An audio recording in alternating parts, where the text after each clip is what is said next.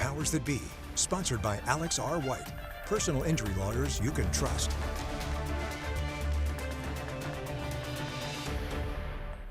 The price of gas is on the minds of so many elected officials, not just in Kentucky and Indiana, but across the country. And that includes the President of the United States, Donald Trump, telling reporters on Monday, floating the idea of suspending the federal gas tax, as the average price for a gallon of gasoline is averaging out right now at over $4.50 in the United States of America. Thanks so much for joining us here on The Powers That Be. I'm Isaiah Kim Martinez. This conversation was in a press gaggle where President Trump said, quote, "Yeah, I'm going to reduce it until he goes on to say, essentially, until the effects of the war wear off, or until the war itself is over." Obviously, that is kind of the question on so many people's minds. How much longer is the United States going to be having that military intervention in the Middle East? And this also comes as governors both in Kentucky and Indiana have made their own moves to get gas prices under control. Indiana Governor Mike Braun has suspended the gasoline usage tax twice. Governor Andy Beshear of Kentucky, by the way, Mike Braun's a Republican, Governor Andy Beshear is a Democrat, so this is happening on both sides of the aisle. Just in the last few days, did two things on gas. He suspended the increase in Kentucky for the gas tax, which normally would go into effect on July 1. It would bump up just a little bit. He froze that, and then he went ahead and signed an emergency regulation that would reduce the price of the gas tax specifically down 10 cents. That actually went into effect on Monday, May 11th. The Attorney General in Kentucky, Russell Coleman, a Republican, by the way, went ahead and signed that order. So the governor estimates this could save as much as 28 to 30 cents a gallon for a lot of folks in Kentucky when everything's all said and done. Of course, as these global markets continue to be affected by the war in Iran, the prices continue to go up. So it's really going to be on a city-by-city, town-by-town basis on whether you truly see that reduction at the pump itself. So we'll continue to be tracking that. We know that the governor has, talked a lot about this. We've also talked with Kentucky's Senate president about the governor's moves. Senate President Robert Stivers is a Republican. I actually interviewed him in this studio and asked him about the governor's moves. I understand what he's trying to do. It's more of a political statement. We all know that what has driven this is not a tax. It's the national and international markets that drive the costs of gasoline. And more than likely, if this continues, you're not going to see a drop in price. You'll probably see an increase in price. So how does he explain that? That, oh, wait a minute, I dropped it 10 cents, but the price still keeps going up, or I've stopped a freeze or frozen an increment increase, but the price still goes up. The price of gasoline is determined by global markets, not by tax rates. Again, Kentucky's Senate President Robert Stivers there, the Republican, and this wasn't the only executive order that Governor Beshear issued on sort of a really big topic in a lot of people's minds just in the last few days. When it comes to pre-K, he actually issued an executive order that launched this pilot program that in two different counties, Rockcastle County and Robertson County in Kentucky, basically it's an agreement with their local school district to provide all-day pre-K for many, if not all, of the 4-year-olds in those school districts. Here's what the governor said about where they're getting that money, what they're taking it from, in his administration to allow for this program to get its feet off the ground. We were able to take dollars from some workforce programs that we did not believe were maximizing outcomes and that we could bring in-house and fully run, and thus be able to free up parents in both of those counties.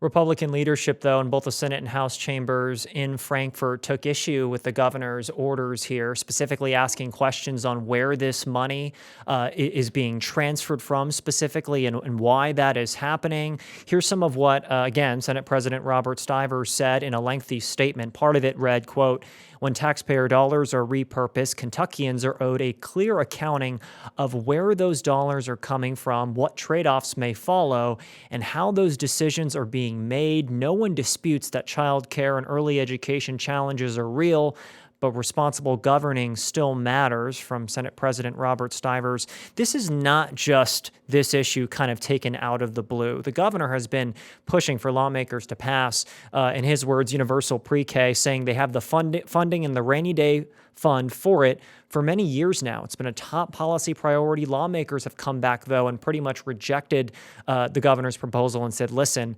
in their words, they're worried about some of the private child care providers and what impact a government-run public universal pre-K program would do to that. Again, this has been a back and forth for many years. The governor had fired right back in the past saying this needs to happen because there are a lot of kids going into kindergarten, not kindergarten ready. So there needs to be a way publicly for the government to allow for pre-K programs for every 4-year-old. So again, it's been back and forth. Republicans have been frustrated, saying that the governor essentially has been legislating by executive order on his own, using tactics that, generally speaking, power of the purse lands with lawmakers. So again, both sides of the argument. It's been a thing for a while, and this is just the latest iteration of it. The governor did mention that he is intending on expanding this pilot program to more counties by year's end. I do want to transition. It is campaign season, full campaign season, just days away from Kentucky's primary election. We have many races that are hotly contested and are being watched by not just Kentuckians, but by the White House. We know President Donald Trump has made 2 giant endorsements in federal races in Kentucky, U.S. Senate to replace Mitch McConnell. He has backed Congressman Andy Barr, given him his full endorsement.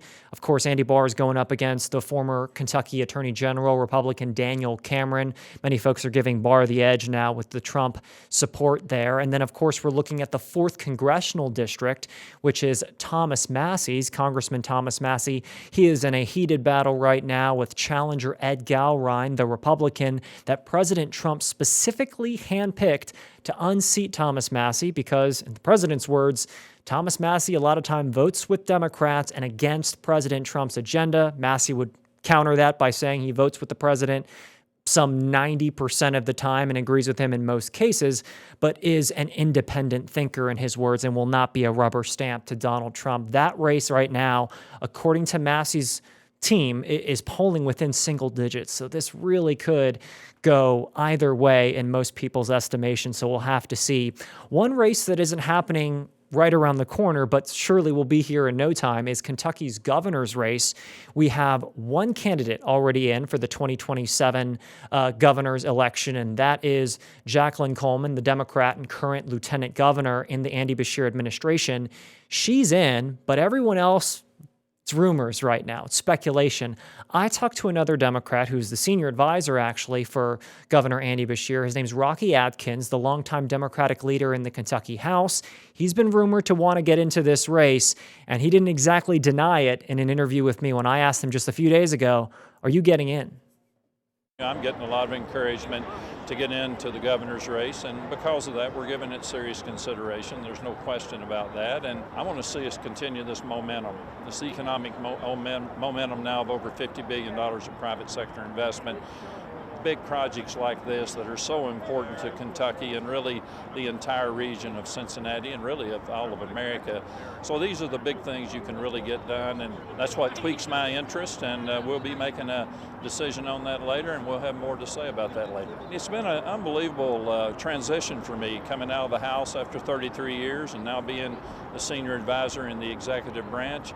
It's been an unbelievable transition for me, and I think it gives me the experience and knowledge I need that if I do decide to run for governor, that I would be in really a unique position ready to hit the ground running. So there's no question that being in the executive branch, being able to pick up the phone, being able to make a call and get things done, my ability to work across party aisle with the legislature, I think brings another added I think, attention and advantage for me if I make a decision. Again, that is Democrat Rocky Adkins, senior advisor for Governor Andy Beshear. He says they'll have more to say on this at a later date, so we'll have to stay tuned. On the Republican side, Congressman James Comer, Secretary of State Michael Adams here in Kentucky, both Republicans are considered not just flirting with the idea of running for governor. It's more of a when they will announce rather than an if. So we'll keep a close eye on that. We have more to come in this show, a sit-down interview with U.S. Senate candidate Democrat Pamela Stevenson of Louisville. But first here, a word from our sponsor. Hi, I'm Sue, distracted driver.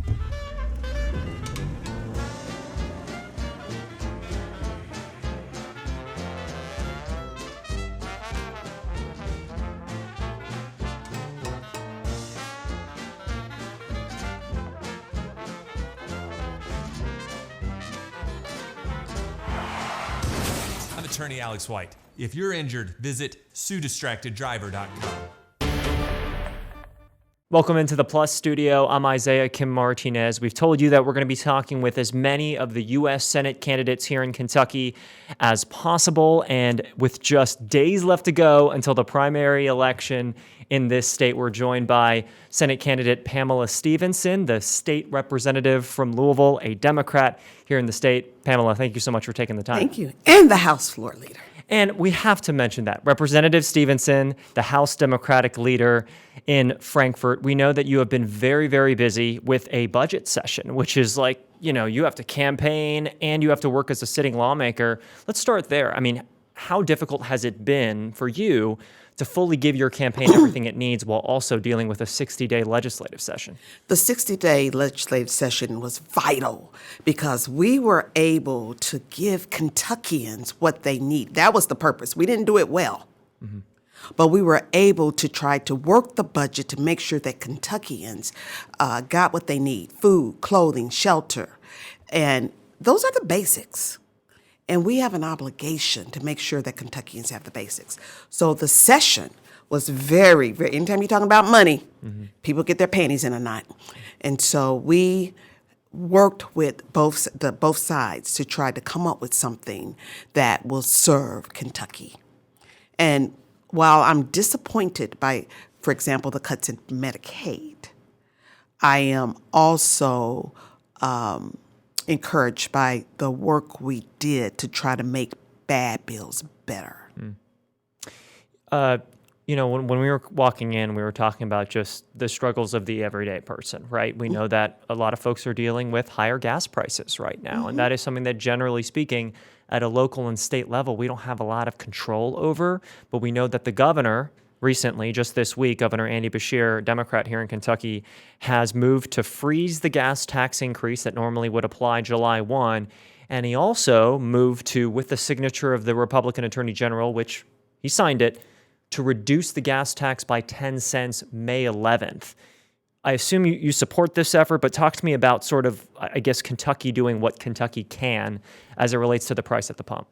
Well, this is, I'm glad Governor Beshear did what he did, and I'm glad the Attorney General aligned with it. We have to keep the focus on working families. And if you have to measure a gallon of gas to see, do I go to work? Do I do this? What do I do? It has a huge impact. It has a huge impact on me. When I filled up my car and it was $60 and I have a small car, I'm like, wow. So when we do what we can for working families, it pays out for everyone. And right now they're crying out for help. We talk a lot about some of the president's initiatives because as a U.S. Senate candidate who hopes to be in that position, you would have to be working either with the president or in some cases pushing back on some of his efforts.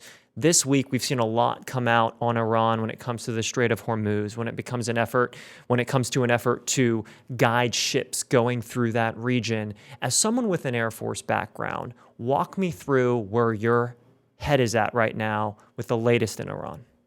Well, when I was on active duty and I advised commanders about the rules of law, I advised them about battle plans and the different things that we had to do to protect the promise of America.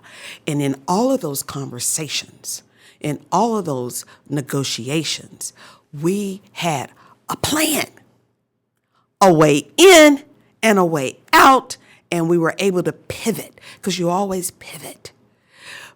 And we knew what we're going in. And now the benefit of that is the airmen, soldiers and sailors and Marines trusted us because they knew we had their back. They knew we had thought through it. They knew that we wouldn't put them in harm's way for no reason. And we don't have that right now. The military people are afraid, and they can't say a lot because that's our culture. You do what you're told. You make sure you obey command orders. And yet, there's some concern. We should not be in that war. Before the war happened, we didn't have money for social services. We didn't have money for Medicaid. Now we're paying $1 billion a day for a war we shouldn't be in.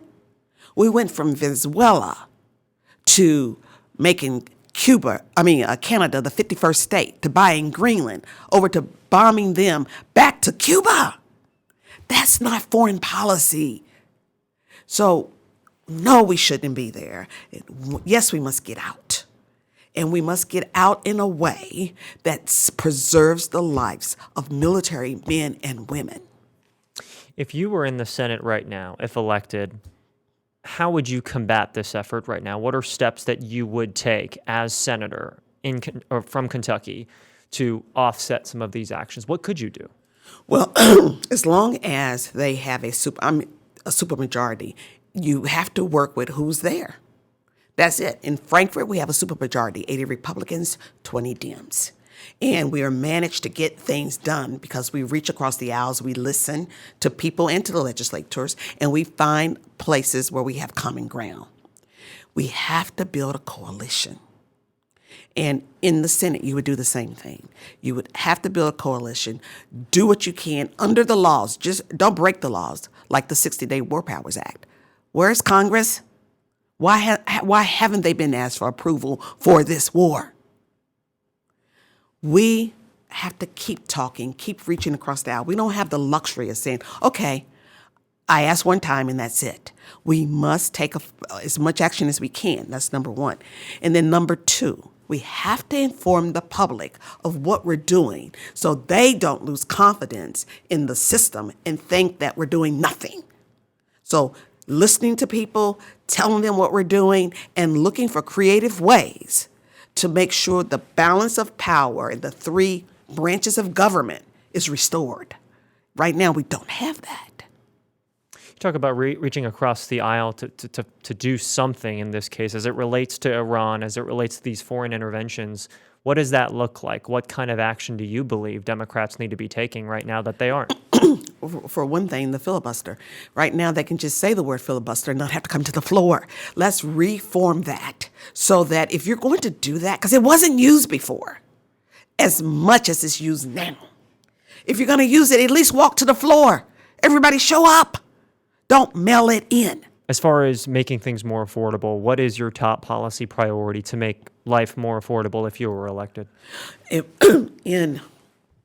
First, we have to get rid of some of the bad laws that have been transpired, the tariffs that don't necessarily serve a purpose. And now we're refunding tariff price fees to companies that have already passed them on to consumers. I think the president rolled some of those back for bourbon in the UK, I believe. That got some news as well after meeting the king and queen. Yeah, that part. We do things. If we put the working families at the center of our actions, we get a different result. Why did the King of England have to come here to roll back bourbon prices in England? Why didn't we roll it back? Because it's impacting families, because distilleries are closing. Why didn't we roll it back? Because it doesn't work for everyday people. Our focus is entirely wrong. We have to refocus on the working family to make sure that this government stays for the people, by the people, to serve the people. And we don't do that well. We have a major housing crisis across the United States. Louisville's no exception, tens of thousands of affordable housing units short. I was just talking with the PVA, the administrator, last week about how people's property taxes are going way up because there's just not enough housing out there. People are not selling at the rate that they were. As a senator, U.S. senator, if you were elected, how do you build more housing across the state? One of the things we did a bill in Frankfurt for the Housing Trust Fund. We have access. We need to make sure that the monies in Washington D.C. actually get funneled to the areas that need housing, particularly the rural areas, the city areas. Then we need to bring together a coalition, the builders, the people that need housing, and come up with a plan. Come up with a plan that looks at why it costs so much, and also make sure that it's doable, not a pie in the sky plan, something that will give people relief as soon as we can. The other thing is some of our policies are causing these prices to go up. Anytime you have to get up in the morning and look at the market to see how much you're going to charge, that's a problem for working people, not for the companies. So the primary thing that's missing is the focus on making sure that working families have what they need or have access to what they need, like health care and housing. Mm-hmm. They say, some of the people that I've spoken with are concerned, the families are concerned because they're living check to check. They're working. How is it you can work in this country, one of the richest countries in this world, work 2 jobs, 3 jobs, and still not have ends meet? To answer that, we also raised the minimum wage. We put in a bill to raise the minimum wage from $7.25. That's what we can do at the federal level. Raise the minimum wage. Make sure that people are being paid for the level of work that they do. And a good example of that are the teachers. We say children are our future, and then we don't pay the teachers. We have teachers working 2 jobs, teachers with compassion, trying to take care of children, make sure they're hungry and clothed. Bus drivers that don't have bus monitors. So we have to do a better job of making sure that the resources we use are used for working families, because Kentucky has resources and the federal government has resources, and it's not being directed in the direction that it could go in. As the state house minority leader in Kentucky, you know and have seen the congressional maps in this state redrawn in the past. It's not uncommon. We see it across the country. Some folks like it, some folks don't.